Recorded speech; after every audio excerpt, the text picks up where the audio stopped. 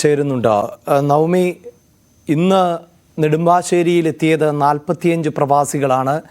അവരുടെ പ്രവാസ ജീവിതം എന്നേക്കുമായി അവസാനിപ്പിച്ചാണ് അവർ എത്തിയത്. അതിൽ 24 മലയാളികളുണ്ടായിരുന്നു. ഒരാൾ മാത്രം നെടുമ്പാശ്ശേരിയിൽ ഇറങ്ങിയില്ല. ബാക്കി 23 മലയാളികൾ. അവരിൽ പതിറ്റാണ്ടുകളായി പ്രവാസ ജീവിതം നയിച്ചവർ ഉണ്ട്. പ്രവാസ ജീവിതത്തിലേക്ക് കാലെടുത്തു വെച്ചവർ ഉണ്ട്. പലരും ഒരുപക്ഷെ ഇതേ വിമാനത്താവളത്തിൽ നിന്ന് പുറപ്പെട്ടവരും ഇവിടെ ഇറങ്ങിയവരും ആയിരിക്കാം. പക്ഷേ ഇന്ന് അവരെ സ്വീകരിക്കാൻ വലിയൊരു നിരയുണ്ടായിരുന്നു. സംസ്ഥാനത്തിൻ്റെ മുഖ്യമന്ത്രി ഉണ്ടായിരുന്നു, കേന്ദ്ര സഹമന്ത്രിമാർ അടക്കമുണ്ടായിരുന്നു. ആരൊക്കെയാണ് അന്ത്യാഞ്ജലികൾ അർപ്പിക്കാൻ എത്തിയത്?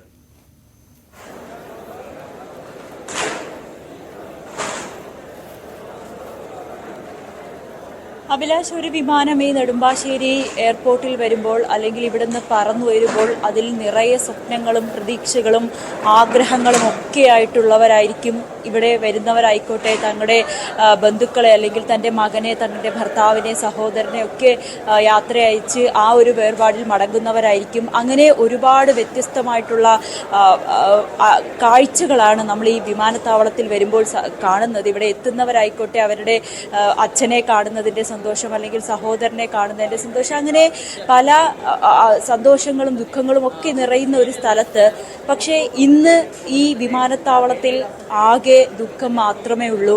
എല്ലാവരുടെയും മുഖത്ത് ദുഃഖം, ബന്ധുക്കൾ വിങ്ങിപ്പൊട്ടുന്ന അവസ്ഥ, അവർക്ക് എന്ത് പറഞ്ഞ് ആശ്വസിക്കണമെന്നറിയാതെ അങ്ങനെ വലിയൊരു ദുരന്തത്തിന് സാക്ഷ്യം വഹിക്കുകയായിരുന്നു ഇന്ന് നെടുമ്പാശ്ശേരി വിമാനത്താവളം. ഈ മൃതദേഹങ്ങളെല്ലാം ഇവിടെ എത്തി അവരുടെ ബന്ധുക്കൾ കൈമാറുന്നത് വരെ അവരുടെ നെഞ്ചിലെത്തി. എത്രമാത്രമാണെന്ന് നമുക്ക് ഊഹിക്കുന്നതിനൊക്കെ അപ്പുറത്തേക്കാണ്.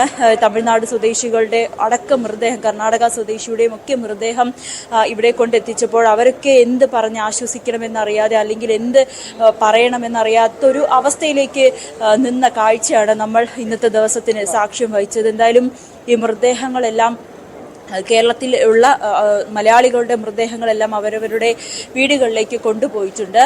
ഇപ്പോൾ ഉള്ളത്, നമ്മൾ ഈ ദൃശ്യങ്ങൾ കാണുന്നത് തമിഴ്നാട് സ്വദേശികളുടേതാണ്. അത് അല്പസമയത്തിനുള്ളിൽ തന്നെ ഇവിടെ നിന്ന് പുറപ്പെടുകയും ചെയ്യും. അങ്ങനെ വൈകാരികമായൊരു നിമിഷമാണ് ഇന്ന് നെടുമ്പാശ്ശേരിയിൽ സാക്ഷ്യം വഹിച്ചിരുന്നത്. ഇന്ന് മുഖ്യമന്ത്രി പിണറായി വിജയന്റെ നേതൃത്വത്തിൽ ആണ് ഇവിടെ എത്തി സംസ്ഥാന സർക്കാർ എല്ലാ മൃതദേഹങ്ങളും ഏറ്റുവാങ്ങി. അതോടൊപ്പം അവർക്ക് അന്ത്യാഞ്ജലി അർപ്പിക്കുകയും ചെയ്തു.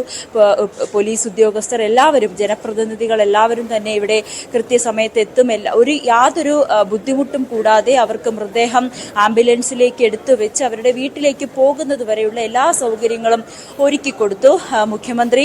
ഒപ്പം ആരോഗ്യമന്ത്രി വീണ ജോർജ്, പ്രതിപക്ഷ നേതാവ് വി ഡി സതീശൻ, കേന്ദ്രമന്ത്രിയായ സുരേഷ് ഗോപി, മുൻ മന്ത്രിയായ വി മുരളീധരൻ അടക്കമുള്ള എല്ലാ നേതാക്കളും ഒരു രാഷ്ട്രീയം മാറ്റിവെച്ച് മനുഷ്യനു വേണ്ടി ചെയ്യുന്ന എല്ലാ സഹായങ്ങളും ചെയ്യാൻ വേണ്ടി എല്ലാ മന്ത്രിമാരും എല്ലാവരും രാഷ്ട്രീയം മറന്ന് ഭരണ പ്രതിപക്ഷ എല്ലാ നേതാക്കളും ഇവിടെ എത്തുകയും എല്ലാവർക്കും വേണ്ടിയിട്ടുള്ള സൗകര്യങ്ങൾ ഒരുക്കി കൊടുക്കുകയും ചെയ്തു. ബന്ധുക്കൾക്ക് അവർക്ക് ഈ മൃതദേഹം എത്തുന്നത് വരെ വിശ്രമിക്കാനുള്ളൊരു സ്ഥലം ഒരുക്കി കൊടുത്തു. അവർക്ക് വേണ്ട രീതിയിലുള്ള എല്ലാ സഹായവും ചെയ്തു. അങ്ങനെ കേരളം ഒന്നടങ്കം ഇവരെ എല്ലാവരെയും ഏറ്റുവാങ്ങി.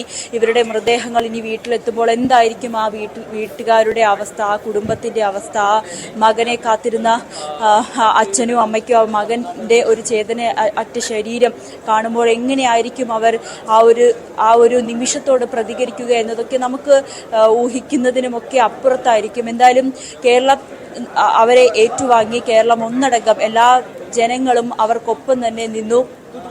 മുഖ്യമന്ത്രിയും കൃത്യസമയത്ത് ഇവിടെ എത്തുകയും ഈ മൃതദേഹങ്ങൾ എത്തുന്നത് വരെ കാത്തിരുന്ന് മൃതദേഹത്തിന് അന്ത്യോപചാരം അർപ്പിച്ചതിന് ശേഷമാണ് ഇവിടെ നിന്ന് മടങ്ങിയത്. ഒപ്പം സുരേഷ് ഗോപിയും ഇവിടെ എത്തുകയും മിനിസ്റ്ററും ഇവിടെ എത്തി അവർക്ക് അന്തിമോപചാരം അർപ്പിച്ചതിന് ശേഷമാണ് ഇവിടെ നിന്ന് മടങ്ങുകയും ചെയ്തത്. അങ്ങനെ ഒരു രാഷ്ട്രീയം മറന്ന് അല്ലെങ്കിൽ എല്ലാ വൈരാഗ്യങ്ങളും ഒക്കെ മറന്ന് ഒരു നാടാകെ ഒന്നടങ്കം നമ്മുടെ തന്നെ സഹോദരങ്ങൾക്ക് വേണ്ടി കാത്തിരുന്നൊരു നിമിഷമായിരുന്നു ഈ നെടുമ്പാശ്ശേരി വിമാനത്താവളത്തിൽ സാക്ഷ്യം വഹിച്ചത്. മറ്റൊരു കാര്യം നമ്മൾ എടുത്തു പറയേണ്ടത്, ഇവിടെ തന്നെ കാർഗോയിൽ നിന്നും ഈ മൃതദേഹങ്ങൾ ഏറ്റുവാങ്ങി അല്ലെങ്കിൽ മൃതദേഹങ്ങൾ ആംബുലൻസിലേക്ക് വെക്കുവാനും അതോടൊപ്പം ഇവർക്ക് ഒരുക്കി വെച്ചിരിക്കുന്ന ഈ പീഠങ്ങളിലേക്കൊക്കെ എടുത്തു വെക്കാൻ വേണ്ടി സഹായിച്ച നവമി ദിനേശാണ് വാർത്തയുടെ വിശദാംശങ്ങൾ നൽകിക്കൊണ്ടിരിക്കുന്നത്. അതോടെ